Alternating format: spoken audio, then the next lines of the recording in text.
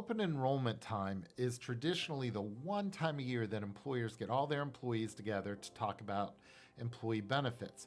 When that happens, employers have a tendency to want to make the best use of that time together, so they throw everything at them for the benefit plan year that's out there. So it's not just about learning about benefits, what's changing, how much it's going to cost, what do I need to do. They're talking about carrier programs. They're talking about premium incentives and surcharges. They're talking about consumerism and how to make best use of your plan. They want to distribute employer notices. All of that combined can create an overwhelming experience for your employees, and that can lead to something called cognitive overload.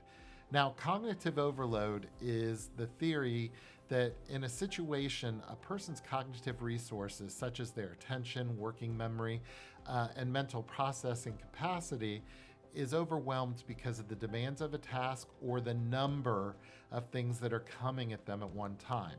When that happens, a person has a tendency to shut things down, which has a reverse effect from what employers are trying to accomplish.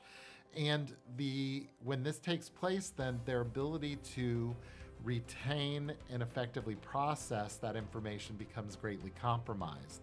So, how do we avoid cognitive overload in an open enrollment meeting? The answer is simple: less is more.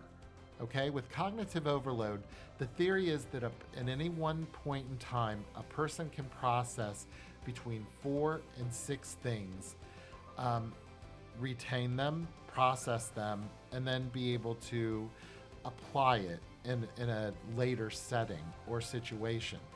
I would argue that number is closer to 4 today than it is to 6 because of social media, the way that we interact in short bursts of information. There's so much noise around us that we're always competing for the person's attention. So if you want to make better use of your open enrollment meetings and try to avoid cognitive overload, make a list of everything that you need and number it that you want to accomplish in an open enrollment meeting. Then after that list is compiled, go back. You can only pick 4 things that you want to communicate. What are those 4 things going to be? Anything above and beyond that, we're going to push to the side, and we're going to use that for year-round engagement with the employee. But again, limit it to 4. If you get to 5, then you got to offload something. If this happens, do less with more, and you will have greater impact with your employees.